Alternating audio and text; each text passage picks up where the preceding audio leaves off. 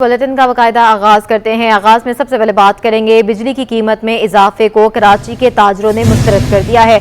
सदर अंजुमन ताजरान सिंध कराची जावेद शम्स कहते हैं महंगी बिजली और लोड शेडिंग से बहुत परेशान है। बिजली सस्ती ना हुई तो अदालत का दरवाजा खटखटाने और सड़कों पर आने के सिवा कोई चारा नहीं रह जाएगा। मजीद जानते हैं नुमाइंदे बसीम इफ्तिखार से। बसीम, अपडेट कीजिएगा। आज बिल्कुल कराची के ताजिर महंगी बिजली और लोड शेडिंग से पहले ही परेशान है, तो वहीं हम देख रहे हैं कि ECC की जानिब से कराची के लिए फी यूनिट बिजली जो है वो ₹1.72 महंगी करने की मंजूरी दे दी गई है। इस वजह से ताजिर बरादरी भी परेशान है। इस वक्त मेरे साथ मौजूद है जावेद शम्स जो कि सदर है अंजुमन ताजरान सिंध कराची के। इनसे जानते हैं। सबसे पहले तो मैं आपको बताऊं कि बिजली के हवाले से कराची के शहरी जो हैं वो इंतहाई दगरगू हालात से गुजर गए और मसाइल का अंबार बन गया है। हम रो रो के थक गए। कराची के शहरी, कराची के अवाम बिलक रहे हैं कि इलेक्ट्रिक को कोई लगाम डालने वाला नहीं हो। तो इन हालात में हम कैसे कारोबार करेंगे? वैसे 20 से 30% जो है दुकानें बंद हो गई हैं। शहर में जो है कारोबार नहीं है, मार्केट पूछने वाला नहीं होता। और जो इलेक्ट्रॉनिक के कारोबार से वाबस्ता लोग हैं वो यकीनन इससे ज़्यादा दो चार हो रहे हैं, क्योंकि बिजली है नहीं और जो बिजली है वो बहुत महंगी है। या फिर कराची के शहरी अपनी आवाज़, अपना मुकदमा जो है रोडों की सड़कों पर, कराची की सड़कों पर पेश करेंगे और एक बहुत बड़ा जो है मार्च होगा जो के इलेक्ट्रिक के मरकजी ऑफिस तक जाएगा। और वहाँ ये तमाम सवालात जो है वो इंशाल्लाह मीडिया के जरिए हम पूछेंगे, आवाम के जरिए पूछेंगे कि ये तमाम जुल्म कराची के लोगों पे क्यों हो रहा है। आज ये थे जावेद शम्स, जिनका कहना है कि बिजली महंगी होने की वजह से पहले ही जो है वो ताजिर परेशान है, कारोबार करना मुश्किल हो गया और ऐसे में मज़ीद बिजली जो महंगी होती है उसको बर्दाश्त करना ताजिरों के लिए नामुमकिन हो जाएगा। इनका मुतालबा है कि फौरी तौर पर बिजली की कीमतों पर नज़रसानी करके कीमतों को कम किया जाए ताकि ना सिर्फ ताजिर बल्कि मिल सके। जी, शहरियों पर महंगाई का एक और बम गिरा दिया गया। बिजली की कीमत में होशरुबा इजाफे ने शहरियों को चकरा दिया। कहते हैं कीमत तो बढ़ा दी जाती है लेकिन फ्राहमी के लिए इकदाम नहीं किए जाते। मौजूदा हालात में गरीब आदमी का गुजारा मुश्किल हो गया है। मज़ीद जानते हैं हमारे नुमाइंदा सबा परवेज से। जी सबा। बिल्कुल, बिजली कराची के बिजली सार्फिन को जो है वो एक और झटका दे दिया गया है। बिजली की आग मचोली का सिलसिला तो जारी था। अब जो है वो गैर एलानिया लोड शेडिंग के बाद कराची में ECC ने बिजली की कीमत में ₹1.72 इजाफे की मंजूरी दे दी गई है। अब जो है वो इस वक्त मैं मौजूद हूँ उस्मानियाबाद में, लियारी टाउन के इलाके में, जहाँ पर शहरी जो हैं वो शदीद मुश्किलात का सामना कर रहे हैं बिजली की लोड शेडिंग से। इनसे जानते हैं इनका मौक़िफ़। मुझे बताइए कि क्या समझते हैं कि अब बिजली तो आ नहीं रही थी, पहले बिल भी दिए जा रहे थे, अब जो है वो कीमत में भी इजाफा कर दिया, क्या कहेंगे? कहना क्या है, आवाम की आवाज़ बंद करी हुई है, कोई कहने हुक्मरान सुनने वाले नहीं है। अभी बताओ 3-3 घंटे की लोड शेडिंग, घर में पेशेंट पड़े हुए हैं, बच्चे अलहदा परेशान हैं। मुझे आप बताइएगा कि अब बिजली की लोड शेडिंग से घर पे क्या मसाइल देखने पड़ रहे हैं? मसाइल यही देखने पड़ रहे हैं कि सारे बच्चों को बाहर गलियों में ले लेके सोते हम। हमारे घर में बिजली नहीं है, 4-4 घंटे 5-5 घंटे लाइट नहीं होती। परेशान है, ना पानी है ना पीने के लिए हमारे पास। रोज़ाना हम बाहर से पानी भरने ही आते हैं, बाइकों के ऊपर पानी ला रहे हैं। बिल्कुल, जैसा कि आपने सुना कि 2 तो 3-3 हज़ार के बिल भेजे जा रहे हैं, जबकि लाइट यहाँ पर मौजूद नहीं है। गैर एलानिया लोड शेडिंग की जा रही है, बिजली की आग मचोली का सिलसिला जारी है। अब जो ये कीमतों में इजाफा किया है बिजली सार्फिन के लिए, इन कीमतों की वसूली जो है वो आइंदा की जाएगी। जी, एक्सपोर्ट इंडस्ट्री के लिए गैस की कीमतों में इजाफे पर सनतकार परेशान है। पाकिस्तान हौजरी मैन्युफैक्चर एसोसिएशन के patron chief south region Javed Balwani का कहना है कि गैस की कीमतों में 84% इजाफा काबिल कबूल नहीं है। तमाम इंडस्ट्रीज को साथ मिलाकर आइंदा का लाए अमल तय करेंगे। मजीद जानते हैं अयाज राना से। जी अयाज। जी बिल्कुल, जहाँ गैस की कीमतों के हवाले से जो है वो हम देख रहे हैं कि एक एक्सपोर्टर्स जो है काफ़ी परेशान नज़र आ रहे हैं। उसकी क्या वजूहात बन रही हैं, क्यों जो है वो उनको लग रहा है कि उनकी कीमतों में इजाफे से जो है वो उनके लिए एक दुश्वारी पैदा हो जाएगी, उसको जानने के लिए इस वक्त हम हौजरी एसोसिएशन में मौजूद हैं। मेरे साथ पैटर्न एंड चीफ जावेद बिलवानी मौजूद हैं। जावेद भाई, क्या ऐसी समझ रहे हैं आप कि इतनी गैस की कीमतें, बिजली की कीमतें बढ़ने से कितना इफेक्ट आ रहा है जो आप लोग इतने परेशान हो गए? बिस्मिल्लाहिर्रहमानिर्रहीम। देखिए, मैंने हमारे एसोसिएशन ने आज इमरजेंट जनरल बॉडी मीटिंग बुलाई थी 3 दिन के नोटिस पे। मसला ये है कि जो ओगरा डिटर्मिनेशन करता है कि गैस कंपनी को गैस कितने की पड़ रही है घर में, सारे खर्चे निकालने के बाद, इवन प्रॉफिट करने के बाद, उससे भी डबल प्राइस हमसे ले रहे हैं। अब मुझे बताए 1100 रुपये की हमें गैस दे रहे थे, आज 2100 रुपये की और 2500 की बात हुई गैस की, जो ओगरा ने नोटिफिकेशन निकाला है। अब हम तो ये कहते हैं कि भाई आप जो है फर्टिलाइज़र कंपनी की लोग बैलेंस शीट लेके आए थे, 40-40 अरब रुपए कमाते हैं। वो फर्टिलाइज़र जो है, इसके बारे में हमने ये सुना है कि पाकिस्तान से स्मगल भी होता है। अब फर्टिलाइज़र का रॉ मटेरियल भी गैस है। भैया आप सब्सिडी इसलिए तो नहीं देते कि वो कमाए इतना, सब्सिडी तो इसलिए होती है कि वो बंद ना हो, वो चलती रहे। और आप सब्सिडी अगर देनी है आपको, अगर रहम आ रहा है तो अपने जेब से रहम खाएं, आप दूसरे की जेब से कैसे रहम खाते हैं? और एक्सपोर्ट के जेब से रहम खाना ये तो बहुत बड़ा ज़्यादती है और बहुत बड़ा जुल्म है। जो हमारे हाई लेवल के लोग हैं, फेडरल मिनिस्टर या प्राइम मिनिस्टर या प्रेसिडेंट या जो भी हैं, उनके पास टाइम नहीं होता। ये हमारी बदकिस्मती है। जैसे जावेद बिलवानी ने बताया कि सिर्फ एक्सपोर्टर्स के ऊपर ही जो है वो हुकूमत का जो है वो एक तलवार चलती है, और साथ साथ उनका कहना है कि हमारा अगला लाए अमल ये होगा, हम तमाम जितनी भी एक्सपोर्टर्स है, जनरल इंडस्ट्री, उन सबको साथ मिला के एक जॉइंट प्रेस कॉन्फ्रेंस भी करेंगे। उसके बाद पूरे शहर में उसके लिए काले झंडे लगा के एहतजाज भी अपना रिकॉर्ड कराएंगे। जी, शहर कायद में गैर कानूनी तौर पर मकीम अफगान तारकीन के खिलाफ कार्रवाइयों का सिलसिला जारी है। हुकाम के मुताबिक इस वक्त होल्डिंग कैंप में 40 तारकीन वतन मौजूद है, जिनमें बच्चे, बड़े और खातीन शामिल हैं। तादाद बढ़ने पर तारकीन को चमन बॉर्डर भेजा जाएगा। मज़ीद जानते हैं सलमान सलीम से। जी सलमान। जी बिल्कुल, देखिए इस वक्त हम होल्डिंग कैंप के बाहर मौजूद हैं और कराची में अगर हम बात करें गैर कानूनी तौर के ऊपर मुकीम तारकीन वतन की, तो उनके ख़िलाफ़ मुख्तलिफ़ मकामात के ऊपर कार्रवाइयों का सिलसिला जारी है। गुज़िश्ता रात भी सोलाब कोट के इतलाफ़ सर्च ऑपरेशन किया गया। मुतअद्दिद जो तारकीन वतन हैं उनको हिरासत में लिया गया और उनको SP ऑफिस सोलाब कोट मुंतकिल किया गया, जहाँ पे उनकी वेरिफिकेशन जो है वो की जा रही है। जिन अफराद के पास दस्तावेज़ात मौजूद हैं उनको वहीं से जो है वो उनके घर रुखसत किया जा रहा है, जबकि जिनके पास दस्तावेज़ात मौजूद नहीं हैं उनको वहाँ से होल्डिंग कैंप जो है वो पहुँचाया जा रहा है। अब तक मजमूई तौर के ऊपर 700 से ज़ायद अफराद को तारकीन वतन को कराची से चमन बॉर्डर भेज दिया गया है। इस वक्त अगर हम लोग सूरत हाल की बात करें तो तकरीबन 40 के करीब जो तारकीन वतन है वो इस वक्त होल्डिंग कैंप के अंदर मौजूद हैं, जिसमें मर्द, ख़वातीन और बच्चे शामिल हैं। बसें जो हैं वो यहाँ पर पहुँचा दी गई हैं। कोशिश ये की जा रही है कि इनकी तादाद ज़्यादा हो तो फिर इनको रवाना किया जाए। इनको रवाना किस तरह किया जाता है, इस हवाले से अगर हम बात करें तो बस के अंदर तकरीबन 3 पुलिस एहलकार जो हैं वो मौजूद होते हैं, जो कि सिक्योरिटी हिसार में इनको वहाँ तक चमन बॉर्डर तक पहुँचाते हैं। और मजमूई तौर के ऊपर 700 से ज़ायद अफराद को अब तक यहाँ से भेजा जा चुका है, जबकि कोशिश ये की जा रही है कि कराची में जिन मुकामात के ऊपर गैर कानूनी तौर के ऊपर मुकीम तारकीन वतन मौजूद हैं उनको जो है वो हिरासत में लिया जाए, उनको दस्तावेज़ात चेक किए जाएँ। मजमूई तौर के ऊपर 1000 के करीब अफराद को जो है वो SP सोलाब कोट के ऑफिस में चेक किया गया, जिसमें जिनके पास दस्तावेज़ात मौजूद थे और उनको छोड़ दिया गया। 500 के करीब ऐसे अफराद थे जिनके पास दस्तावेज़ात मौजूद नहीं थे, उनको जो है वो होल्डिंग कैंप पहुंचाया गया और उनको बज़रिया बस यहाँ से चमन बॉर्डर भेजा गया। ताहम कराची के मुख्तलिफ़ इलाकों में पुलिस की जानिब से कार्रवाई का सिलसिला जारी है। जी, कराची के तारीखी नेटिव जेटी पुल के हिफाजती जंगले कई महीनों से गायब। नशे के आदी अफराद पुल का हिफाजती जंगला गायब करने लगे हैं। हिफाजती जंगला ना होने की वजह से हादसात मामूल बन गए हैं। मजीद बताएंगी आयमा खान।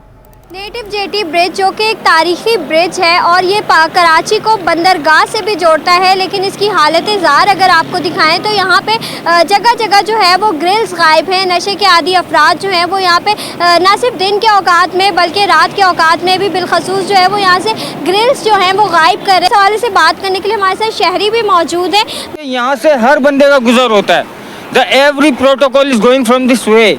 आप सब इसको देखते हुए इग्नोर करते हुए जाते हैं तो ये फिर गलत बात है। आप कहते हैं कि नहीं हम आवाम के लिए ये भी कर रहे हैं, हम आवाम के लिए वो भी कर रहे हैं। यार सबसे पहले आप इस क्राइटेरिया पे आए ना कि ये क्या ये सही है। कितने लोगों को बताएं यार, कितने लोगों को बताएं कि यार ये मेन स्टॉप है हमारे पाकिस्तान में, कराची में इतने घूम रहे हैं नशे के आदी लोग कि वो तो बड़े बड़े पोल भी आराम से काटने का हुनर रखते हैं। तो ये ग्रिल इनके लिए कुछ भी नहीं है। आप सिर्फ एक 10 मिनट उसको हिडन कैमरे से अगर वॉच आउट करें, वो एक 10 से 5 मिनट में पूरा लोहे की राड काट के कहाँ ले जाएगा पता भी नहीं चलेगा।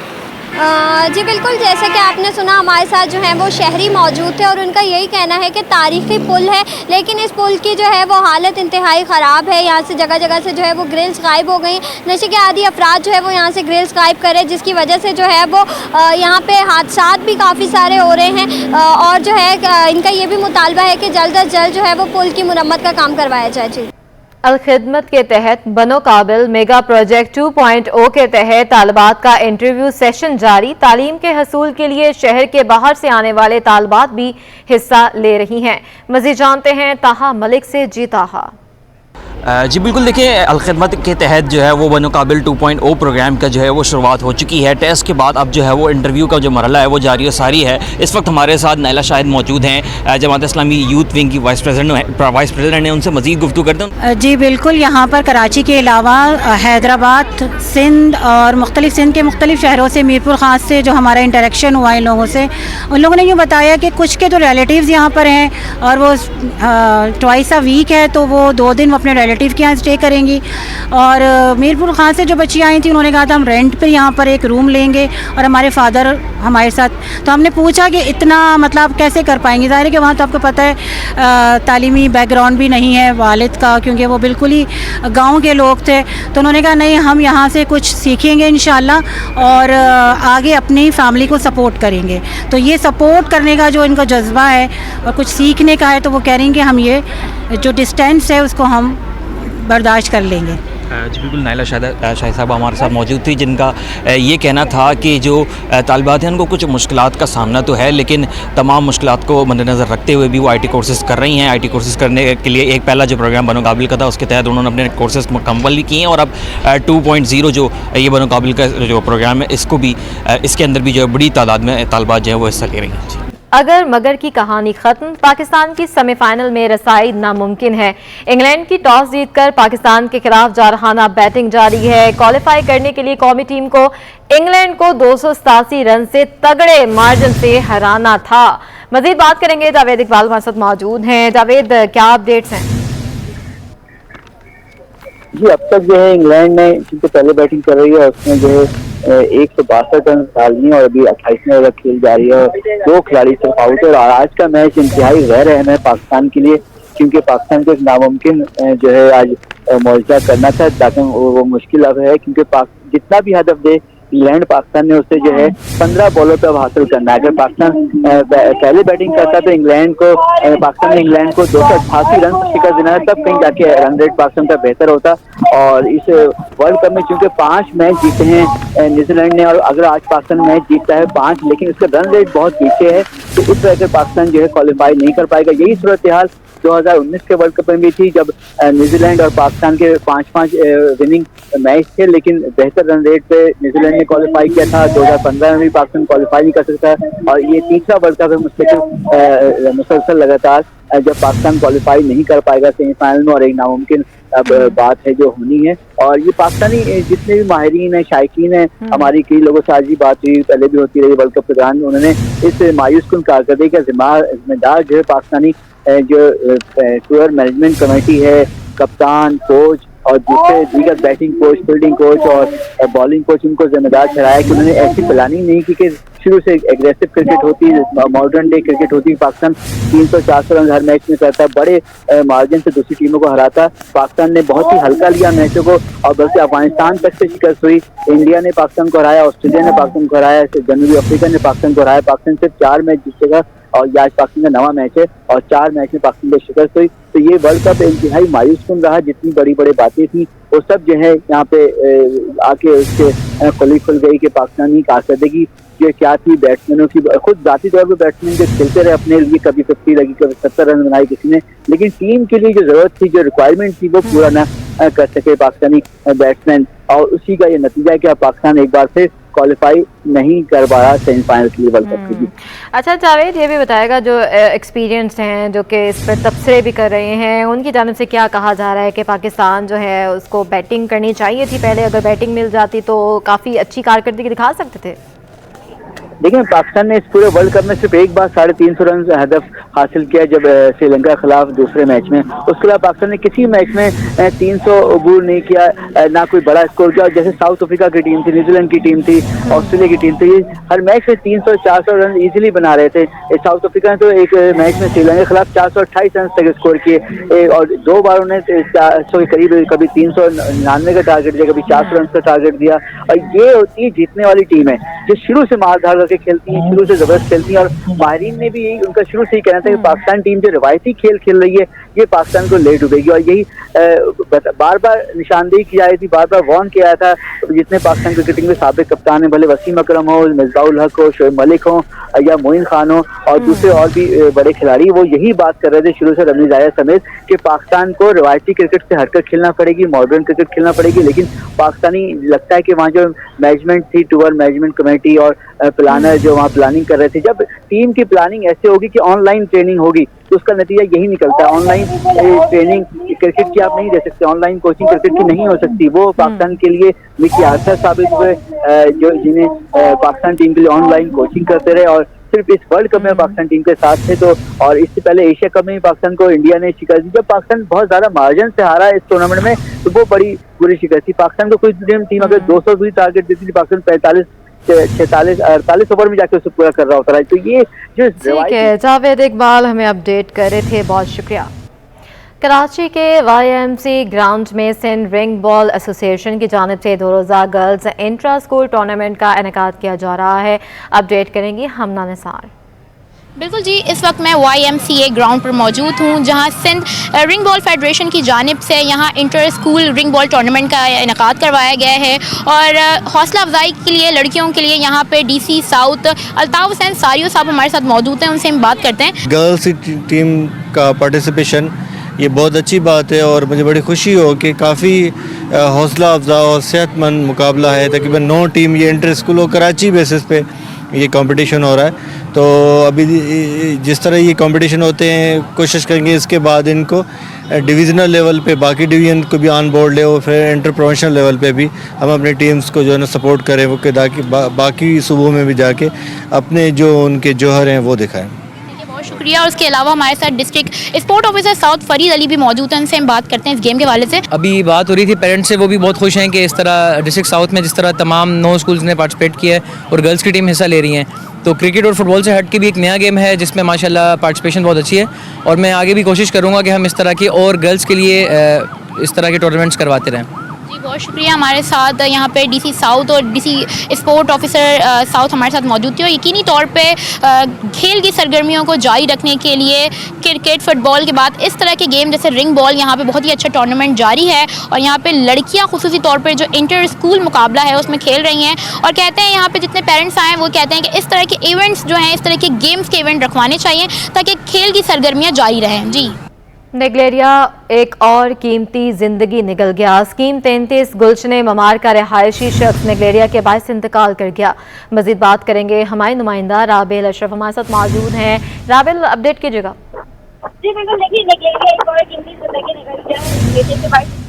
गुलशन ममार का रिहायशी 38 साल शख्स जो है वो जाबाज हो गया है। मरहूम को 7 नवंबर को बुखार, सर दर्द और उल्टी की शिकायत थी, लेकिन ये जाबाज शख्स 8 नवंबर तक जो है वो घर में रहा और तजवीज़ कर रहा अद्वियात इस्तेमाल करी, लेकिन मरीज को 9 नवंबर को तबीयत बिगड़ने पर निजी अस्पताल इमाम क्लिनिक की इमरजेंसी में लाया गया। मरीज की जरूरी टेस्ट की गए और तबीयत की इंतहाई खराबी के बाद ICU वार्ड में दाखिल किया गया। दिल की धड़कन आहिस्ता होने के बाद जो है मरीज को वेंटिलेटर पर भी डाला गया। अस्पताल में खराबी के बावजूद मरीज जो है जाबिर ना हो सका, गुज़िश्ता रात इंतकाल कर गया। नेगलेरिया के बायस से अब तक 12 हलाकतें जो है वो हो चुकी है। आवाम नाक में पानी डालने में एहतियात करें। टीबी माहिरीन और WHO की गाइडलाइंस के मुताबिक जो है पानी में क्लोरीन का इस्तेमाल करें। जी बहुत शुक्रिया राबेल अशरफ अपडेट करने के लिए। अहम खबर आपको देंगे, सरकारी मुलाजमीन बेनज़ीर इनकम सपोर्ट प्रोग्राम का गलत फायदा उठाने लगे हैं। मुस्तहिक खातीन की बजाय सरकारी मुलाजिमीन की बीवियां भी प्रोग्राम से फायदा लेने लगी हैं। सिंध हुकूमत के नोटिस के बावजूद सरकारी मुलाजिमीन की बीवियों को तफसीलात ना मिल सकी। अपडेट कर रहे हैं, सरकारी मुलाजिमीन बेनजीर इनकम सपोर्ट प्रोग्राम का गलत फायदा उठाने लगे हैं। मुस्तहिक खातीन के बजाय सरकारी मुलाजिमीन की बीवियां भी प्रोग्राम से फायदा लेने लगी हैं। बात करेंगे आजाद नोरियो से। जी आजाद। जी बिल्कुल, बेनजीर इनकम सपोर्ट प्रोग्राम में बेज़ाब्तियों का मुबीना तौर पर इंकशाफ हुआ, जिसमें मुस्तहक और हकदार खवातीन के बजाय सरकारी मुलाजमिन की बीवियां भी इससे माली फायदा लेने लगी है। इस हवाले से सिंध सरकार ने नोटिस दिया। नोटिस के बावजूद सरकारी मुलाजमिन की बीवियों की तफसीलात न मिल सकी है। इस हवाले से तमाम सरकारी महकमों के अफसरान ने सिंध सरकार के खतूत को भी रद्दी की टोकरी के हवाले कर दिया, जिसमें ये खत जो है महकमा सर्विसेज जनरल एडमिनिस्ट्रेशन व कोऑर्डिनेशन ने 20 मार्च 2023 को लिखा था, लेकिन 8 माह गुजर गए, खत का कोई जवाब नहीं मिला है।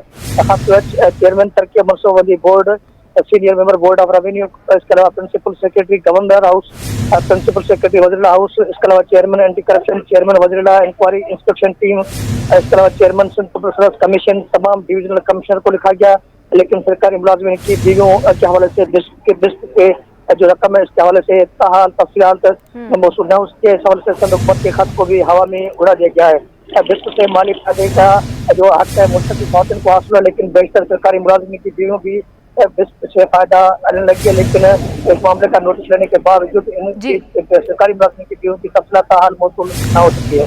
जी, बहुत शुक्रिया अपडेट करने के लिए।